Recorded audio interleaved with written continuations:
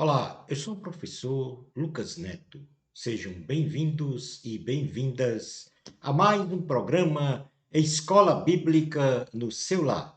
Hoje nós vamos estudar a lição de número 2, que tem como título Sal da Terra, Luz do Mundo. Introdução da lição. Jesus utilizou duas metáforas tipificadas por atividades domésticas para caracterizar a relação de atuação do cristão diante de Deus e diante da sociedade humana. Nesta lição, nós vamos compreender o primeiro ponto da lição, a metáfora do sal. Em segundo lugar, vamos compreender a metáfora da luz, segundo a pedagogia e o ensino espiritual de Jesus. Para então discernirmos o que é ter, no terceiro ponto da lição, sal da terra e luz do mundo. A metáfora do sal, item número 1 da lição. A pedagogia de Jesus para a metáfora do sal. Jesus, conforme registrado em Mateus, no Evangelho de Jesus Cristo, segundo Mateus, capítulo 5, versículo 13, diz: Vós sois o sal da terra, e se o sal for insípido, com que há de salgar? Para nada mais presta, senão para se lançar fora e ser pisado pelos homens. Jesus, em sua inigualável pedagogia, utiliza o exemplo da oferta de manjares que era oferecida junto com o sal, para explicar como deve ser o estado espiritual ideal de um cristão na sua permanente aliança com Deus e sua atuação em relação à sociedade humana. Jesus, sempre que ia conceder às pessoas um ensino espiritual, ele usava então uma atividade natural para que as pessoas compreendessem qual era a profundidade desse ensino espiritual. E ele usa a oferta de manjares, que em Levítico, capítulo 2, versículo 13, diz assim. Levítico, capítulo 2, versículo 13, diz: na realidade, esta era a forma em que eles realizavam a oferta de manjares. Diz assim a palavra do Senhor, Levítico 2:13. Toda oferta dos teus manjares temperarás com sal. A tua oferta de manjares não deixará faltar. O sal da aliança do teu Deus. Em todas as tuas ofertas aplicarás sal. É lógico que os ouvintes de Jesus sabiam que este era o procedimento para realizar a oferta de manjares. E o Senhor utiliza exatamente esse procedimento para explicar o que é ser sal da terra em relação à atuação dos cristãos em relação a Deus e em relação à sociedade. O sal, nos tempos bíblicos, quando se tornava insípido, ou seja, imprestável, não podia ser utilizado nessas ofertas de manjares. E era jogado fora sobre escadas, declives e terrenos ao redor do templo, para impedir que as pessoas, ao se deslocarem, viessem a escorregar, servindo então o sal como uma espécie de antiderrapante, e assim o sal era pisado pelos homens, conforme a palavra do Senhor. Lógico que, nesse sentido, o sal também é denominado como cloreto de sódio, ele é um importante produto, utilizado não só na conservação, como também na condimentação de alimentos, conferindo então preservação e sabor. Porém, ao longo do tempo, em condições de armazenamento anormais, o sal perde o seu sabor e as suas propriedades de condimentação, de tempero, tornando-se então inutilizável, não prestando para mais nada a não ser jogado fora. Então Jesus aqui, ele compara o cristão, o discípulo do reino de Deus, ao sal, que serve nesse sentido para conservar, purificar. E aí é que nós vamos compreender qual foi o ensino de Jesus para a metáfora do sal. Jesus, ao proferir a metáfora do sal do ponto de vista espiritual, se referia expressamente que um cristão de verdade deve ser o que ele professa. Do que ele professa ser. Isto quer dizer que, como verdadeiros cristãos, não podemos perder a nossa capacidade de ser um agente de propagação do Evangelho de Cristo para a salvação das pessoas, conforme a grande comissão dada por Jesus. Somos o sal da terra e por isso não podemos nos tornar insípidos, porque se estamos num estado de ser insípido, sem sabor e sem preservar o Evangelho de Cristo, para nada mais servimos. Então precisamos ser cristãos em perfeita aliança com Deus, por meio de nossas ações e comportamentos sobre uma sociedade que precisa da anunciação de Cristo para a salvação e remissão de seus pecados. Os cristãos nunca podem perder o seu poder influenciador de preservação e de purificação do mundo, pautando ou estando pautado nos preceitos e princípios divinos. Nunca venha a perder a sua capacidade de anunciar Cristo, a salvação, a vida eterna para todas as pessoas, porque todas as pessoas precisam da remissão de seus pecados.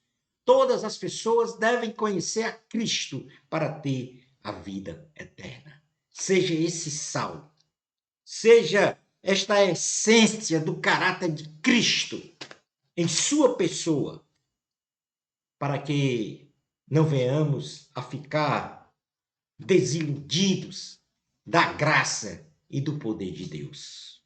Seja um sal sempre que mantenha suas propriedades de sabor, de purificação, para que não seja jogado fora. A vida de um cristão deve ser apresentada ao Senhor como sacrifício vivo, santo e agradável a Deus, e consolidada pela perfeita justiça de Deus. O apóstolo Paulo, na carta aos Romanos, capítulo 12, versículos 1 e 2, diz assim a palavra do Senhor. Carta aos Romanos, capítulo 2, versículos 1 e 2.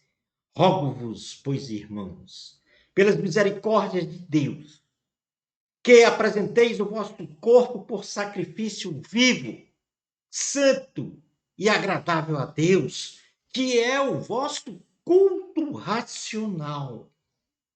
E não vos conformeis com este século, mas transformai-vos pela renovação da vossa mente, para que experimenteis qual seja a boa, agradável e perfeita vontade de Deus.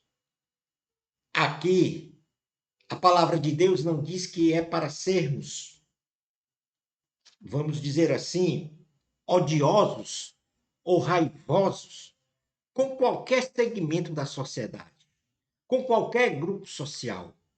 Diz que a gente tem que se apresentar a Deus como um sacrifício vivo, santo e agradável, não se conformando com os valores da sociedade que são contrários aos valores do reino de Deus. Pregue a palavra, anuncie a Cristo ao pecador, para que ele experimente a mesma dádiva que Deus deu a você de ser salvo, de ter vida eterna. Na carta aos Gálatas, capítulo de número 2, versículo 19 ao 20, diz assim a palavra do Senhor. Gálatas, capítulo 2, versículos 19 ao 20. Porque eu, mediante a própria lei, morri para a lei, a fim de viver para Deus. Estou crucificado com Cristo. Logo, já não sou eu quem vive, mas Cristo vive em mim. E esse viver que agora tenho na carne, vivo pela fé no Filho de Deus, que me amou e a si mesmo se entregou por mim. Em qualquer lugar que você colocar a planta dos seus pés, mostre em você o caráter de Cristo para a salvação da humanidade. No segundo ponto da lição, nós vamos falar sobre a metáfora da luz. E agora Jesus usa uma outra pedagogia de uma atividade doméstica para falar sobre o que é ser um cristão de verdade, que tem responsabilidade com o reino de Deus, que serve realmente a Deus. Não é um cristão só de rótulo ou de denominação, mas um cristão de verdade do Senhor Jesus. Nesta pedagogia de Jesus, em Mateus capítulo 5, versículos 14 ao 16, diz: Vós sois a luz do mundo. Não se pode esconder a cidade edificada sobre o monte, nem se acende uma candeia para colocá-la debaixo do alqueire, mas no velador, e alumia a todos os que se encontram na casa. Assim brilhe também a vossa luz diante dos homens, para que vejam as vossas boas obras e aí glorifiquem a vosso Pai que está nos céus. Isso está escrito em Mateus capítulo 5, versículos 14 ao 16. Jesus agora usa a luz, um elemento visível, diante dos homens, para que vejam as vossas boas obras, ou seja, para tipificar a clareza, a transparência de qualquer ambiente e de você mesmo, porque a luz, ela elimina a treva, a escuridão, e ela afugenta qualquer indício de treva ou de escuridão. A palavra de Deus afirma que a luz é. Jesus utilizou a luz. Então, Gênesis capítulo 1, versículo 3, diz assim a palavra do Senhor. Gênesis capítulo 3, versículo 1 diz. Aliás, capítulo 1, versículo 3. Disse Deus: haja luz e houve luz. Deus é luz. Jesus é luz. Deus é luz e nele não há treva nenhuma. Deus é luz e não há nele treva nenhuma. Na primeira carta de João, capítulo 1, versículo 5. Primeira carta de João, capítulo 1, versículo 5 diz: Ora, a mensagem que da parte dele temos ouvido e vos anunciamos é esta: Deus é luz e não há nele treva nenhuma. Se você está na escuridão, nas trevas, amarrado por uma condição de pecado, sem ter forças para se libertar, vá para a luz que é Jesus.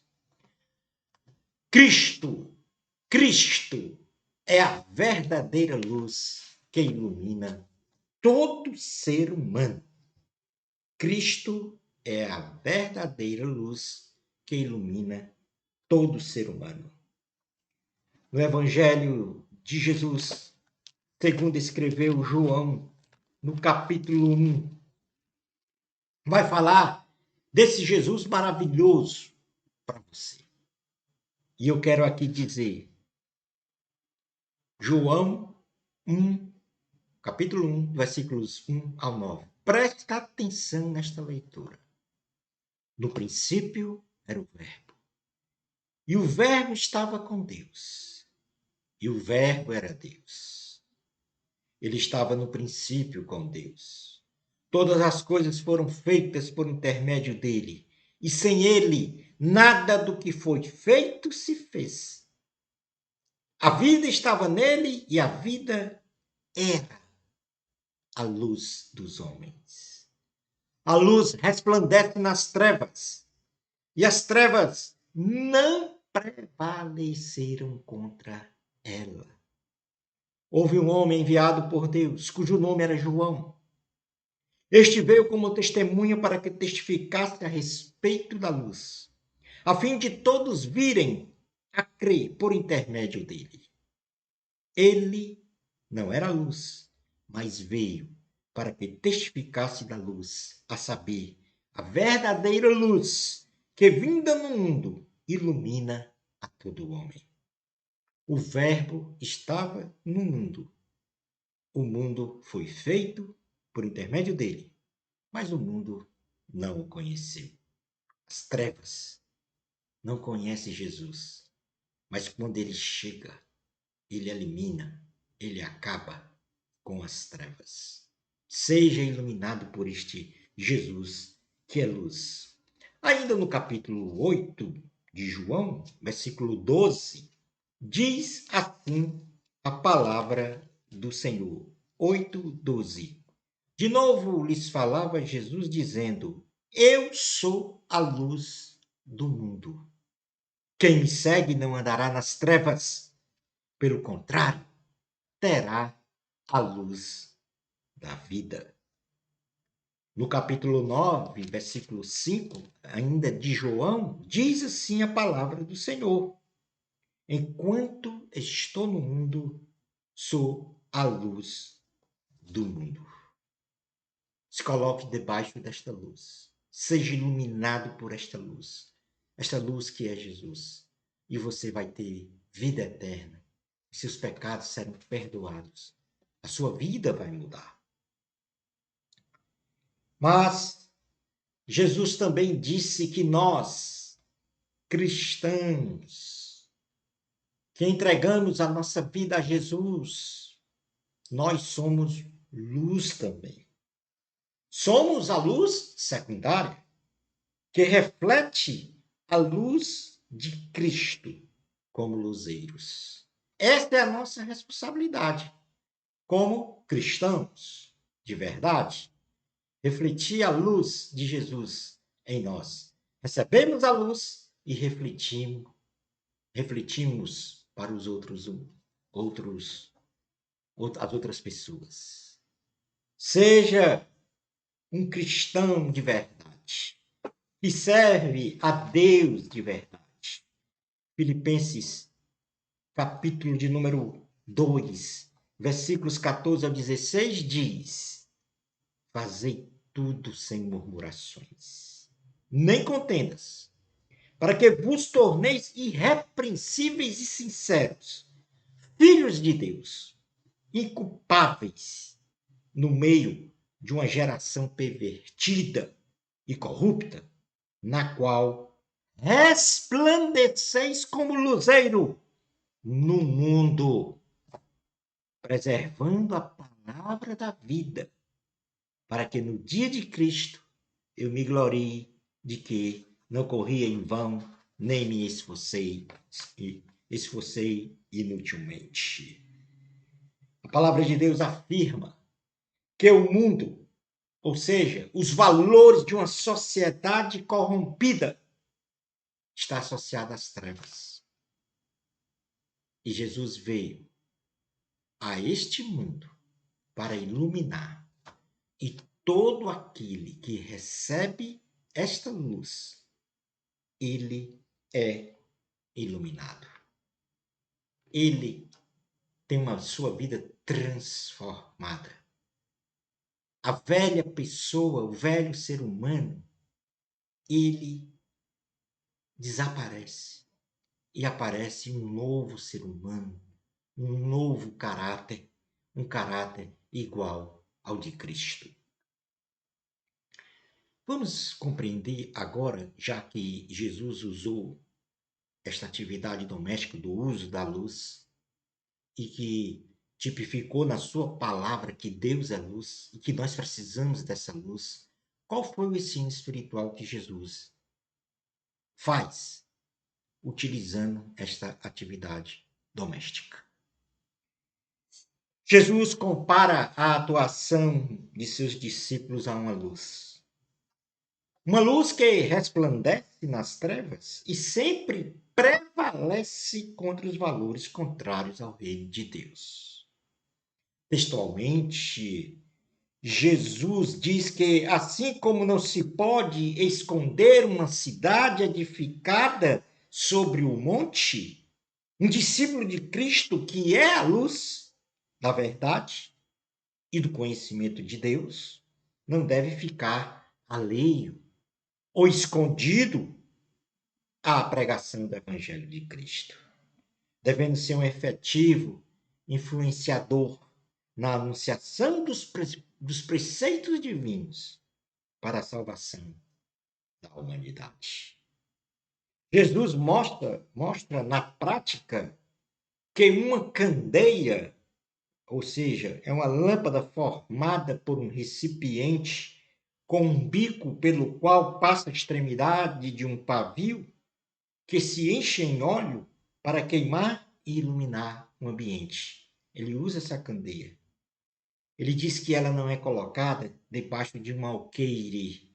O alqueire é uma espécie de cesta para medir grãos, que simbolicamente neste texto representa ocultar a luz.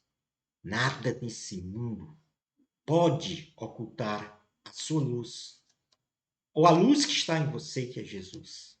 Não permita ninguém ou nada ocultar a luz que é Jesus, que está em você.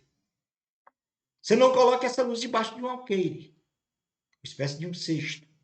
Você não vai tapar para obstacular a luz.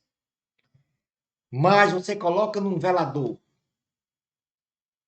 que era um suporte de madeira disposto verticalmente no alto de uma parede, em cuja extremidade superior se coloca a candeia, uma vela, um candeeiro. Então Jesus está dizendo aqui, olha, nós não vamos acender uma candeia para em seguida colocar um alqueire, uma tampa sobre ele, para obscurecer a luz. Não, nós colocamos a candeia no ponto mais alto da casa para iluminar todo o ambiente em que nós nos encontramos. Assim é o cristão na sociedade. Ele é luz para iluminar as pessoas com a palavra. E quem é esta palavra? Jesus. Jesus termina a sua palavra dizendo que os cristãos devem brilhar, mostrando as suas boas obras, mostrando um elevado comportamento moral, social e espiritual, não só diante de Deus, mas também das pessoas. E com isso, o nome do Senhor Jesus, Deus e Pai, que está nos céus, seja sempre glorificado por todos. E nós terminamos agora esta aula falando ou lendo o que está escrito na carta aos Efésios, capítulo 5, versículos 6 ao 14. E aí você tem que guardar muito bem estas últimas, não só os textos lidos anteriormente, mas muito especialmente este aqui. Preste atenção. Diz assim a palavra do Senhor, Efésios capítulo 5, versículos 6. Vamos ler do 6 até o 14. Sabei, pois, isto. Aliás, 6, a partir do 6, desculpe, a partir do 6. Ninguém vos engane com palavras vãs, porque por estas coisas vem a ira de Deus sobre os filhos da desobediência. Portanto, não sejais participantes com eles, pois outrora erais trevas, porém agora sois luz do Senhor. Andai como filhos da luz. Eu vou repetir esse versículo 8, porque ele é muito forte. Ele diz: pois outrora erais trevas, porém agora sois luz no Senhor. Andai como filhos da luz. Porque o fruto da luz consiste em toda bondade e justiça e verdade, provando sempre o que é agradável ao Senhor. E não sejais cúmplices nas obras infrutíferas das trevas, antes, porém, reprovai-as, porque o que eles fazem em oculto, o só referir é vergonha. Mas todas as coisas, quando reprovadas pela luz, se tornam manifestas, porque tudo que se manifesta é luz. Pelo que diz: desperta, ó tu que dormes, levanta-te de entre os mortos, e Cristo te iluminará. Concluindo a nossa aula de hoje.